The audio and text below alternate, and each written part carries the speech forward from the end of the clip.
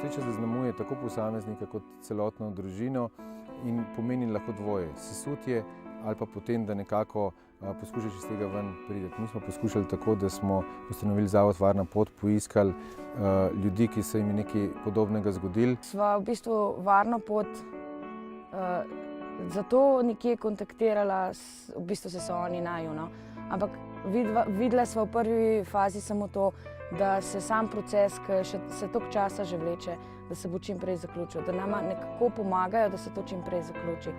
Da imaš nekoga, ki čutiš za sabo, da ti pomaga, da te spremlja, da te vsaj mogoče moralno podpira. Da se popravi zakonodaja, da se začne vzgajati ljudi, da nismo več tolerantni do vseh teh, ki prehitro vozijo, ki grejo pijani za volan. Midva pač sva šla čez to, bila sva sama, veva, kje najdeva oporo. Se pravi, sva najdla oporo en v drugem, ker pač drugega ni bilo. Midva bi pa rada bila ta opora tudi drugim.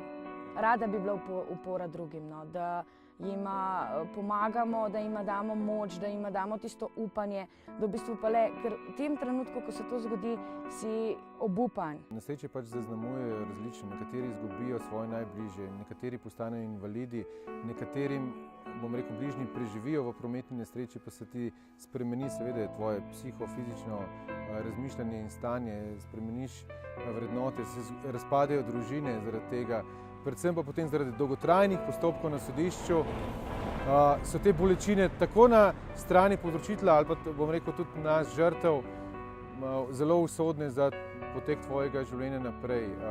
Vendar iz vsake zgodbe nastane tudi nekaj novega. Takoj po nesreči sploh nisem spomnila, kako je moje življenje prej poteklo, niti nikoli si nisem vprašanja postavila, kako je bilo prej, ker ne bi dobila odgovora. Zdaj vidim, da je drugače, da se zjutraj zbudiš, da imaš zajtrk, da greš v šolo, da greš popoldne ven.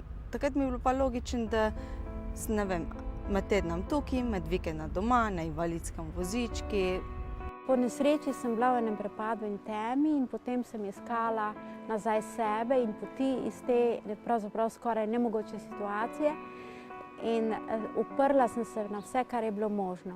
Tako me je praktično skupinsko delo in to, da predstaviš svojo zgodbo nekomu, pripeljalo na novinarsko konferenco, ki jo je organizirala na rehabilitacijskem centru Soča Zavod Varna pot. Zavod Varna pot mi je dal zelo veliko, ker so me prosili, če lahko sem zraven pri delavnicah, 5x stopje kol in da jaz govorim o svoji nesreči, ker ko jaz otrokom pol povem, vsakem tist osebna izkušnja jim pride bolj do živega, ne, in dajo pol vprašanja pa to. Pa da lahko jaz to povem, ker jaz svojo zgodbo rada delim z drugim, da kakam kako vprašanje. Pa jim dam pa tudi jaz odgovor. Sodelujem v terapevtski skupini, začenjam razumeti poslanstvo, ki se mi zdi izredno pomembno, ne samo za žrtve prometnih nesreč, ampak tudi za celo družbeno skupnost, zaradi tega, ker samo takšne aktivnosti in delo bojo pomagali, da nekateri ljudje, ki so v bistvu izgubili veliko, pridobijo svoje dostojanstvo in se lahko na nek način vrnejo kolikor toliko v normalno življenje.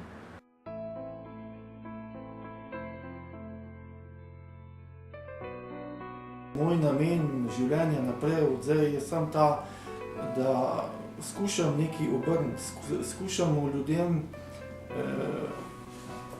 povedati, da to so bolečine, ki se jih ne da opisati. To moš na nek način doživeti, ampak jaz ne želim, da to ostali doživijo še. Jaz želim, da mogoče tudi preko te varne poti in gospoda Štabe in vseh somišljenikov, ki smo na drugi strani na nek način, skušamo javnost procvetliti. Mi se zdaj ukvarjamo, naši vrli organi, ali bomo zdaj imeli 0,2, 0,3, 0,5, ko je vse skupaj zveze. Tam naj sam bo en if stavek, pa naj piše, če pijan povzroči nesrečo, nikoli več za volan, če še kjer ga ubije, še toliko pa toliko zraven in to je tisto, kar bi mogli biti. povezovanje žrtev z skupnimi težavami in interesi, za njihove pravice, za razumevanje, psihosocialno pomoč in potem na podlagi teh napak, ki so storjene v prometu, si želimo z nekimi programi ozaveščati otroke, mladostnike in, bom rekel, z oddajami, kot so obeležitev Svetovnega dneva žrtev prometnih nesreč, Evropska noč brez prometnih nesreč, opozarjati širšo javnost.